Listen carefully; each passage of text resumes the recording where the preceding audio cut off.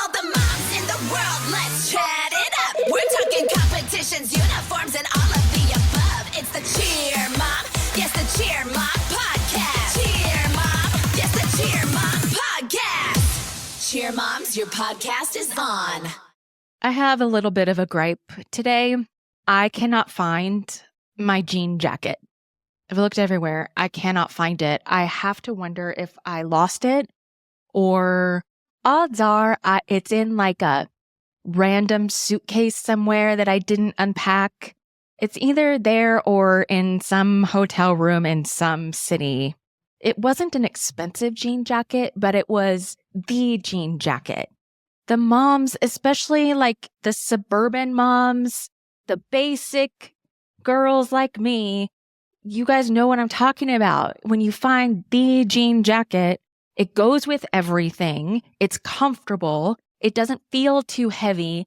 I have short, husky arms, and so it's hard for my arms to fit in jackets as it is. So when I find a good, comfortable jacket that's also flattering and also goes with literally everything that I wear, that's a good day in my life, and I cannot find it. And I'm clearly upset enough about it to be talking about it here.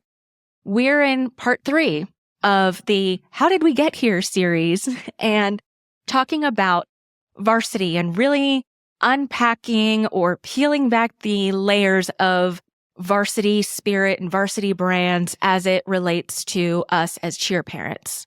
So we've gone through the history. We've gone through a condensed version of the timeline of Varsity and how they got to be a multi-billion-dollar valued brand. And way back when, I put it out to the Facebook group, the Cheer Mom Hive, and my Instagram, and I said, if you could ask Varsity anything, what would you ask? And I got over 100 questions submitted, and I took the ones that were most frequently asked, and I asked around, and I did research, and I was able to come up with pretty accurate answers with some help. So I'm going to answer those today. We're going to talk about the things that really tick you off about Varsity in terms of these questions. And hopefully we'll all walk away with a better understanding, learn a little bit more.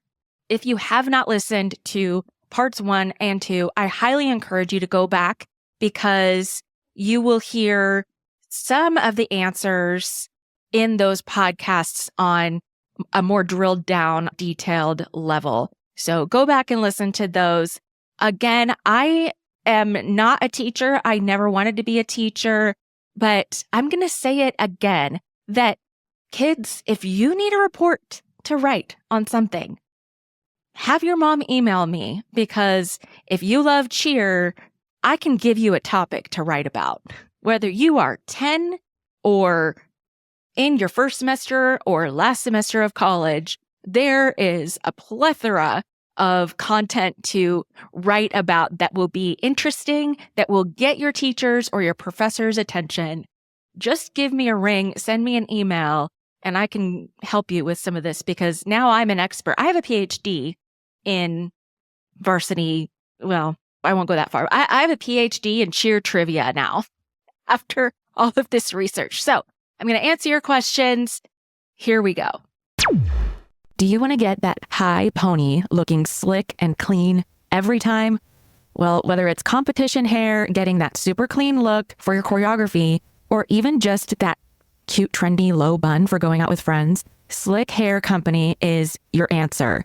Slick Hair Company is the founder of the original Slick Stick, and they also provide high-quality hair care, hair accessories, and styling products that will help you to achieve the perfect style and look. I used their wax stick for that middle part low bun look, and it was awesome. I was even able to curl my hair the next day without washing it, and my hair wasn't all greasy and gross. Founded by a female entrepreneur, Slick Hair uses cruelty-free ingredients that smooth all hair types. They hydrate and strengthen your hair. They promote hair growth and leave your hair feeling fresh and not greasy or sticky. Visit slickhaircompany.com/thecheermomblog and use code TheCheerMomBlog for 10% off your entire order. That's slickhaircompany.com/TheCheerMomBlog and use code TheCheerMomBlog for 10% off. Your perfect style awaits with Slick Hair Company. This episode of the Cheer Mom podcast is supported by the Cheer Collection, inspirational jewelry styles for every cheer enthusiast. As cheer moms, athletes, and those who love cheer moms and their athletes, we're all looking for a way to show our support. Sometimes that's a big fat head with your athlete's face or a big blingy jersey, but those things don't always translate into our day-to-day lives.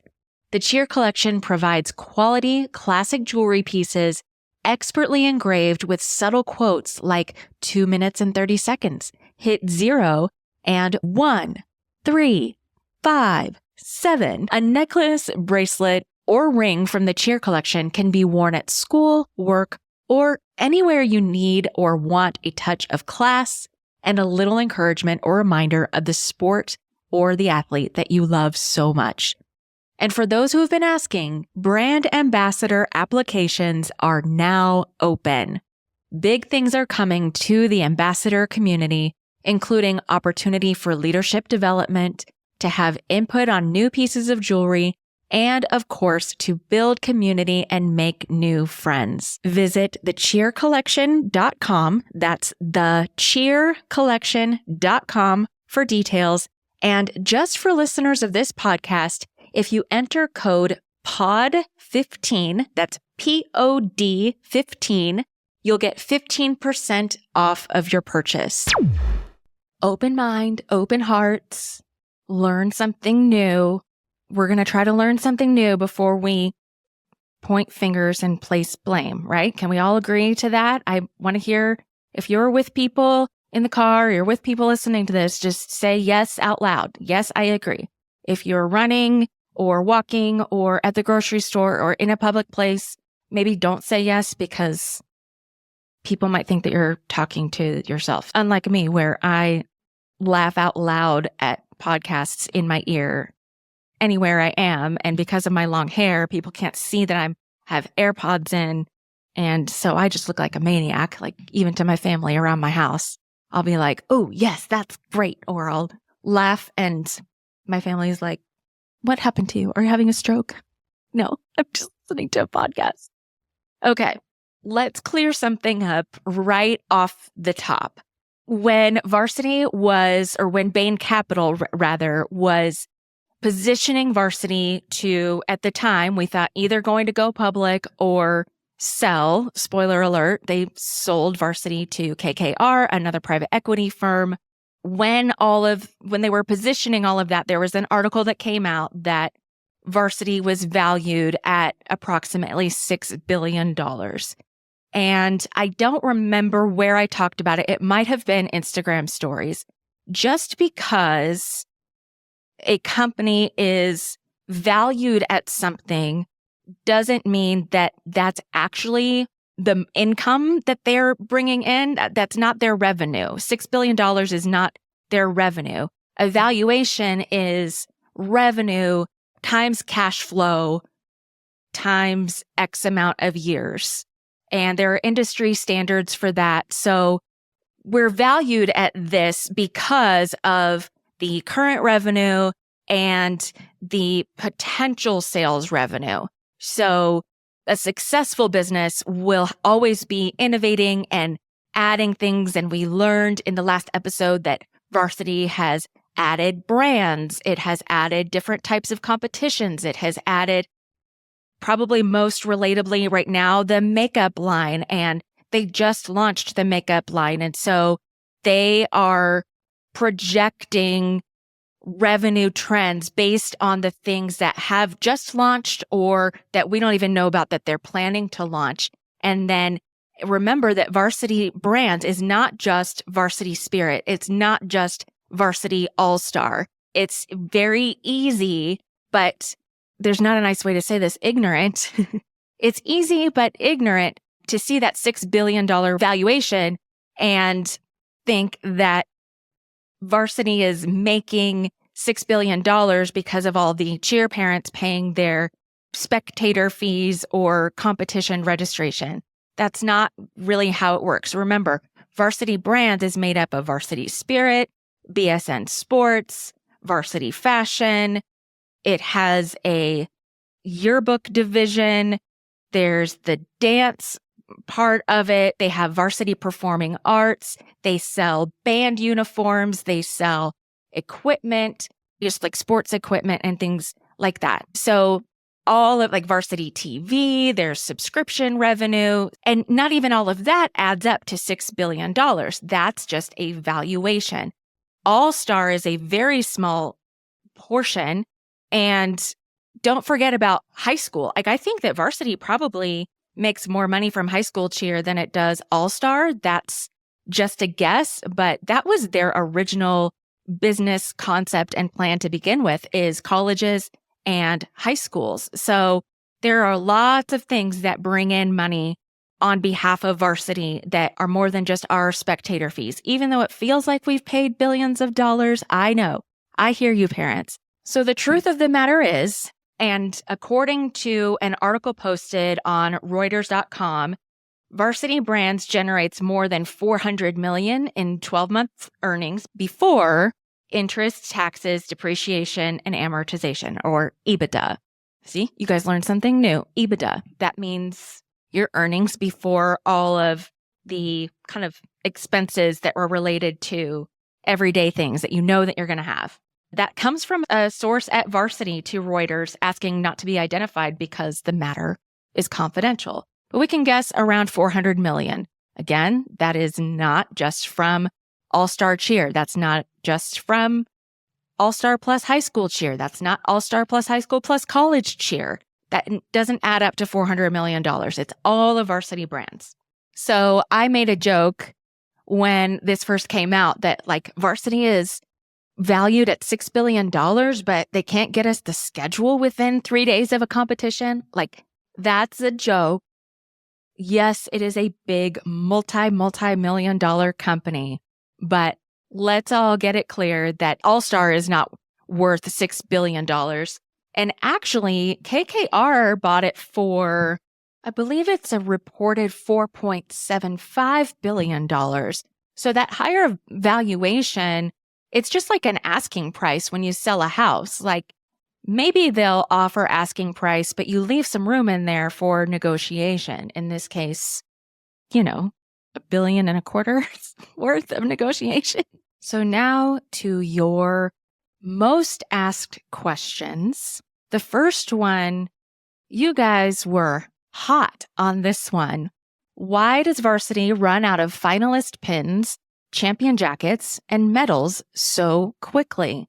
I think there was one particular competition, maybe two, in the most recent season, and I couldn't tell you which one it was at the moment, but people were not happy with not getting their finalist pins, not having enough jackets to give to the winners.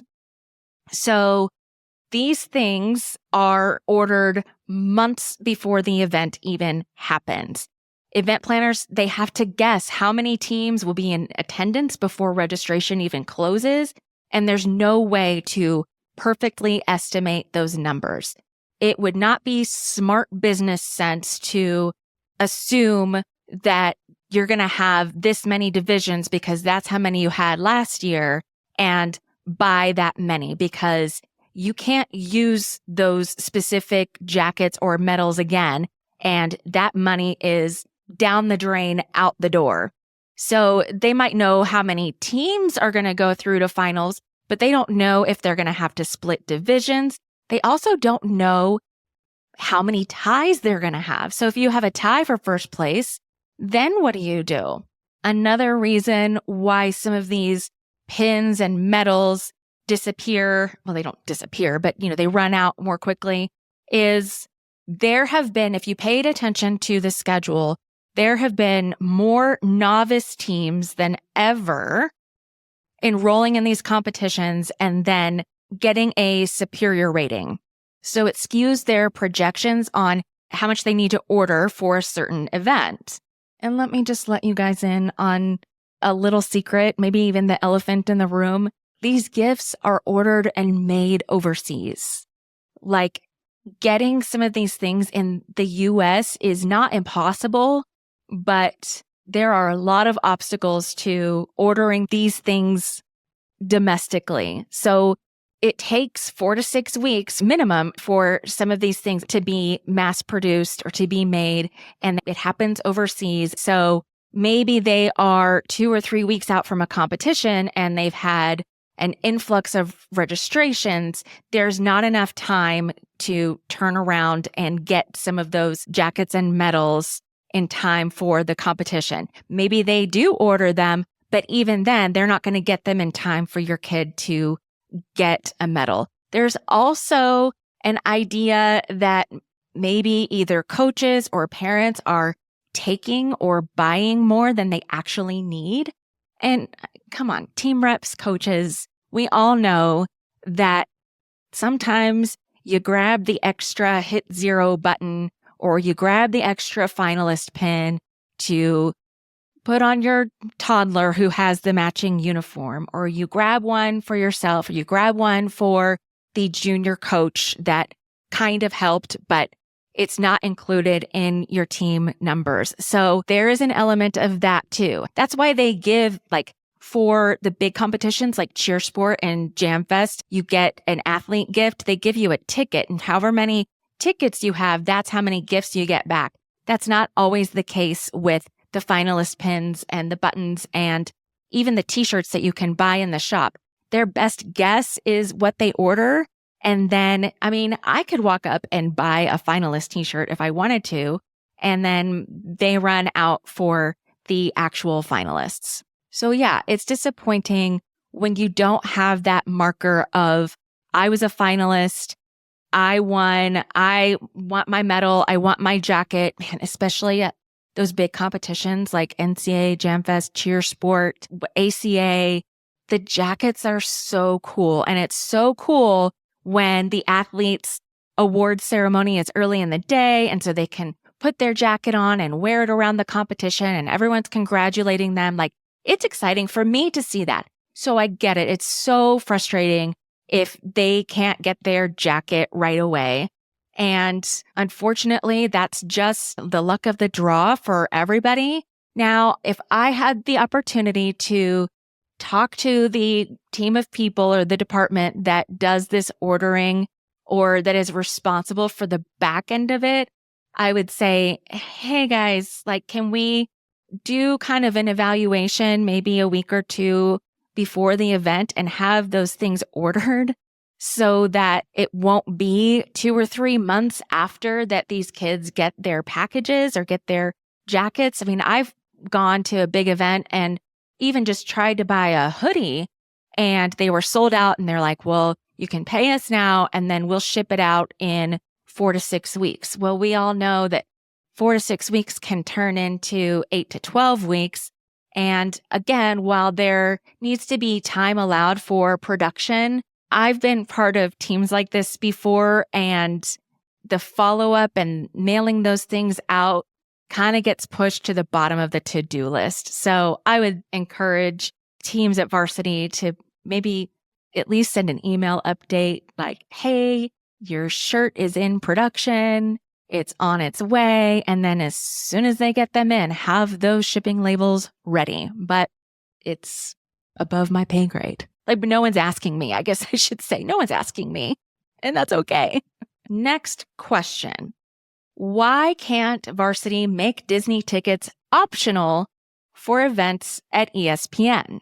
I feel the pain of this one because registration fees for every event at ESPN include a park hopper pass for the athlete. Usually it's no less than 2 days, I believe. Usually it's 3 days. And we know how much park hopper passes have increased. They're so expensive. It's tacked on to the registration fee.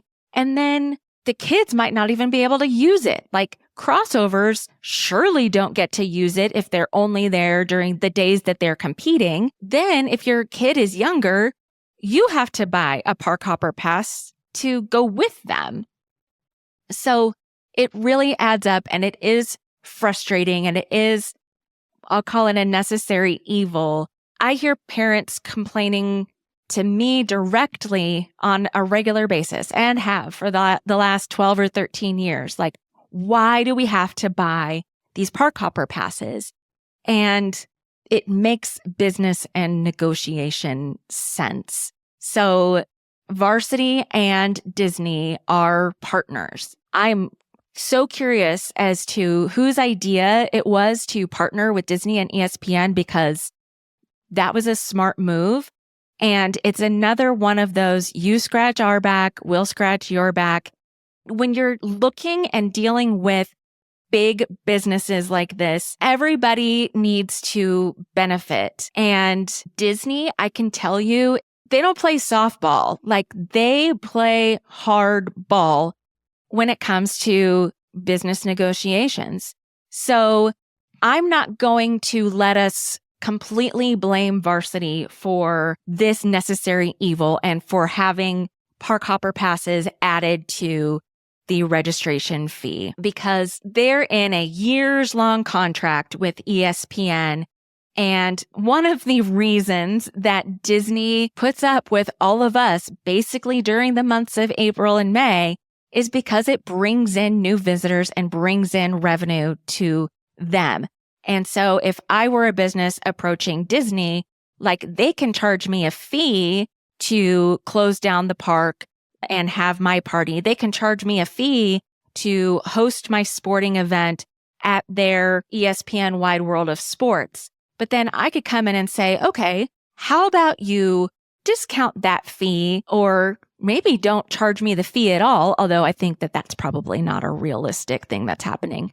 Everybody's got to be making money. But how about we negotiate on this fee and I sign a longer agreement? So we'll agree to have the event at your venue for the next, we'll say 5 years. I'm just making this up. For the next 5 years, we are projected to have this many thousands of spectators, and we project that it will grow by this amount over each of the 5 years. Like, I would not be surprised if those were actual conversations that they're having. Like, these cheer coordinators and business people, they care about cheerleading, but part of their jobs, and I would say a huge part of their jobs, is to increase the number of people coming to their events. And so they're going to give those projections to a company like Disney and say, and look, we're going to bring you X amount more revenue by 2030 or what have you.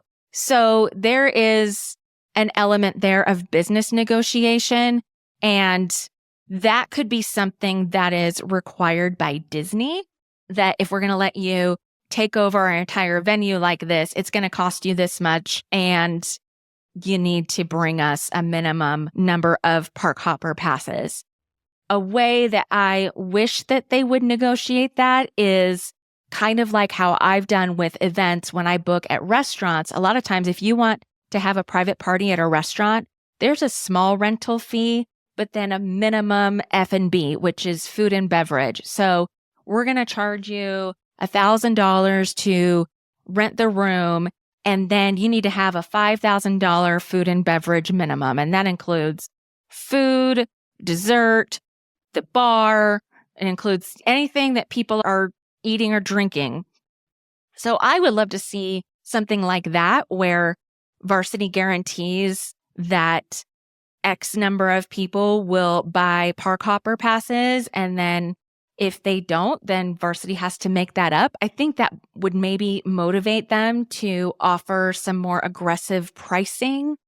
But again, we're dealing with Disney, and if there's one company on the planet that can do whatever they want because that's how powerful they are and that's what people will pay, it's Disney.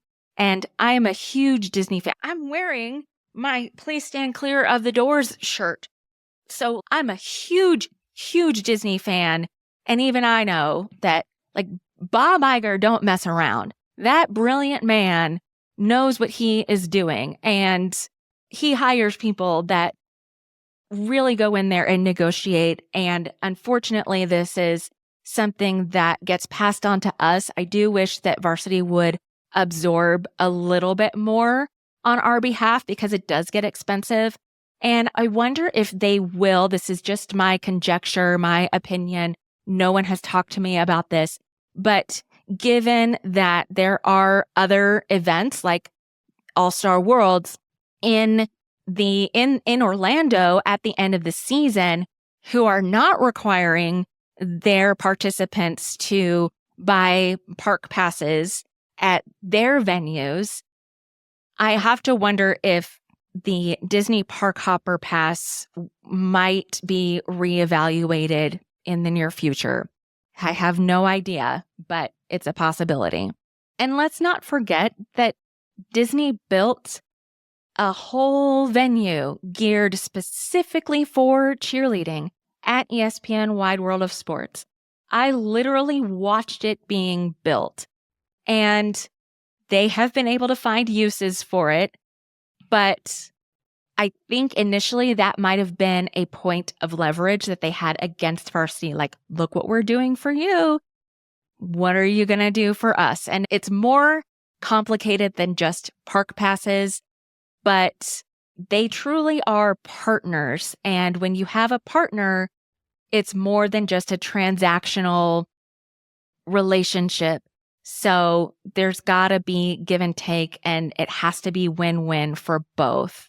I know that you guys probably won't love that answer, but I think that is the way the cookie crumbles. And I'm not happy that cheer families have to struggle and suffer because of that. Like, I know single moms who have 2 all-star cheerleaders that literally eat peanut butter and jelly sandwiches in April and May so that they can afford to be at the summit or be at the summit and Worlds and pay for that hotel. Like, it gets so expensive, and so many people, I think, are excluded from the sport because of the expense related to events just like this. So I do hope that it's something that will change in the near future. But when the question is, why can't they make the tickets optional?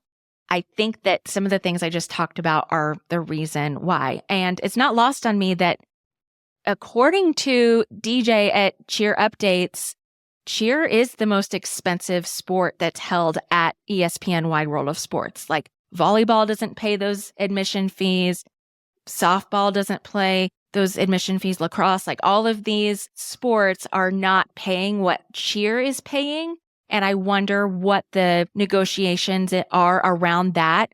And let's not forget that we've talked about this a couple times before. Our cheer events, Summit, Worlds, D2 Summit, those are UCA. They're always on the same weekend every year. Do you know how hard it is to get the same dates every year? Now, like, Summit's going on, 15 years? It is very difficult to have that kind of consistency. So companies like Varsity have to pull out all the stops to stay on that schedule. And I would guess that maybe some of these other sports pay less because they can be more flexible with their dates. I don't know. But it is a problem, and it is something that is a strain on cheer families. I just don't know how much people can actually do about it. Okay, last question. Stay to play is just another way for Varsity to take all of our money. Why can't they do away with it? Well, I actually went on a tangent about this in part 2, the last episode right before this one, about stay to play and how it works. I believe, again, just like with Disney, it is a negotiation tool. For example, in Dallas, cheer takes over the entire city for NCA. It costs millions of dollars to secure a venue as large as the Kay Bailey Hutchinson Convention Center. And it seems to me that the promise of an economic boost to the downtown area is a way to negotiate things like price and those consistent dates year after year. Also, Team Travel Source, which is the portal that we're all booking those stay-to-play hotel rooms through, they have relationships with hotel properties that can get them larger blocks of rooms that gym owners can't necessarily get on their own.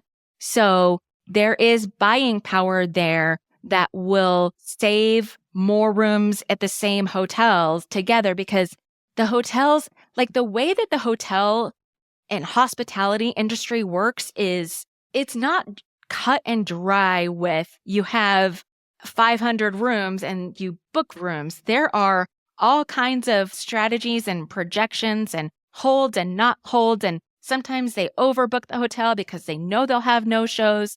Like all of these things are at play. And when you block a number of rooms, you are holding on to that. And I think that you need to have either the cash to front it or the relationship with the hotel that they know that you're going to make good on that room block. I recently tried to reserve my own room block for an event that I was doing. I'd never done it before. I was like, okay, like, how does this work? And it's relatively simple, but they don't know, just like I didn't know, they don't know how many people are actually going to book my event or actually going to show up. We talked about that at the beginning. This is kind of the opposite problem of running out of pins. But what if something were to happen and a whole program pulls out of the competition? Well, in the case of Dallas, we know that there are 100 more families that can come in and get those rooms. I went to Atlanta one year for cheer sport with my daughter, and she was pulled in almost at the last minute to fill in at cheer sport. And the blocks had already been open and closed. There was not a hotel room in the city of Atlanta. I happened to get very, very lucky and unfortunately found somebody whose kid was injured who wasn't going to be able to participate, so they weren't going to go. And I grabbed their hotel room. So there are so many families that can backfill those room blocks. And so I would think that the hotel, after this many years of having this event at their property, would know that, hey, like they're gonna fill up this hotel. We know without a doubt. But that happens with relationships over time that, again, gym owners, wouldn't you want your gym owners to spend their time investing in their coaching staff and investing in your athletes and investing in the business that's ultimately taking care of your athletes for dozens of hours a week? Wouldn't you want them spending time on those things rather than trying to find the right hotel rooms and all of the politics that go with reserving hotel room blocks for a huge cheer competition that they may or may not get that hotel room block? I'm going to say yes. That is a rosy, sunshiny way of looking at it. And in the last episode, I talked about if Team Travel Source and Varsity are getting discounts or price breaks or free rooms or what have you, who is passing that savings on to the consumer? Now, I think that there's a high probability that these companies are getting a kickback for the amount of hotel rooms that they block. And I think that may be what makes parents so angry, is that it doesn't seem as though we as a consumer are getting a price break or discounted rates because we're booking through this stay-to-play system that we have to. And then never mind that your hotel of choice, like a lot of us travel a lot. And so we have our points and our statuses with our certain brands. And those brands are not always included in the stay-to-play options. And so I could have stayed for free at the hotel literally across the street, but because it's stay-to-play, in theory, it makes Varsity more money, and that's not fair. And so I get how frustrating that is. I did speak with somebody in the industry years ago that said they were revamping how they did that, and gyms were getting rewards because of that and maybe getting a complimentary hotel room for their coaching staff, and savings were being passed on to the gyms. And I asked it in the last episode. I'm going to ask it again. If that's the case, then are gyms at least passing some of those savings on to their customers? Now, if they're getting a one free room, and let's say that's valued at $1,000 across 5 days of a competition, $1,000 split between however many families, it's not a ton, right? So we're talking pennies and dollars that maybe it's not worth it to like, here's your $3 credit. But if this is something that is being reevaluated, I would at least love a discounted hotel rate or some kind of perk for being forced to book through Stay to Play. I do want to say that I stayed at a hotel in downtown Dallas during NCA last season, and they were so excited to have the cheer families. They love NCA. And I find myself a lot of times when I travel for cheer, like apologizing to the Uber drivers, apologizing to the baristas at Starbucks. And a lot of them are like, what's going on? I'm like, it's a cheer competition. Sorry. Like, I hope everyone's treating you well. Guys, cheer moms, please treat them well. Please tip people well. Please let it be worth it for the service industry during our big cheer competitions. But anyway, I was saying that to the management of this hotel, and they're like, no, we love it. In fact, the hotels in our area, we have a spirit competition to see who has the most festive atmosphere during NCA weekend. And there's like a traveling trophy and everything. And so this hotel, they just pulled out all the stops, and they had photo booths and photo ops, and they brought in popcorn and entertainment and music, and they had all of these things just as a welcome for their guests who were cheerleaders, who were going to NCA. And I think that that's really cool. And they even made accommodations. They made an announcement, and I'll read those letters, those welcome letters that you get from hotels. It's like, welcome to NCA, cheer families. There's a lot of information and a lot of special things that they've added because we're there. So this hotel, they said, hey, we know that a lot of you have to compete early. You have an early report time. So what we've done is we moved our breakfast open time to 6 a.m. instead of 7 a.m. And we have grab and go breakfasts for the athletes. So instead of having to make a plate and sit there and eat it, we'll have grab and go stuff ready for you there starting at 6 a.m. And I just think that is so amazing. So shout out to Fairfield Town Place by Marriott, Dallas downtown. Love those guys. But you guys don't all go try to stay there, because I need a room for NCA too. So there you have it, everybody. Your burning questions answered. And now hopefully you all are experts on some of the unknown things about varsity that might rub you the wrong way or stress you out or that you think are just downright wrong. Hopefully, again, I don't think it's a perfect organization, but hopefully now we all have some information that can help us to respond in a way that's not just, well, they're a $6 billion company. Like, why did they run out of wristbands? And why do they need more money? And why do I have to pay these kind of spectator fees? It's not that simple. Am I happy about all of it? No, but it is not that simple. And at the end of the day, the people who are running these events, who are at the ticket counter, who are judging, who are behind the scenes at these events, I've met and worked with a lot of them, and they are so kind and really care about your kids' experience and really care about the safety of your kids and really love and are passionate about cheerleading. And I think that's the thing that we can hold on to is if you are competing at varsity events, you can know that at the competition level, you're going to be in the hands of people who love the sport just as much as your kid does, might love the sport even more than your kid does, and really cares about a positive and enriching and supportive experience. Speaking of caring and passionate people who run events, the next episode, actually the next 2 episodes, I have a very special guest that you are not going to want to miss. I have had this person literally on my dream guest list since before I even hit record on the first episode of this podcast. We are nearing episode 100. And so if that gives you any indication of how long I have been a fan of this person and have wanted to have them on the podcast, it's going to be special. It's going to be fun. Hit that subscribe button so you don't miss when the episode drops.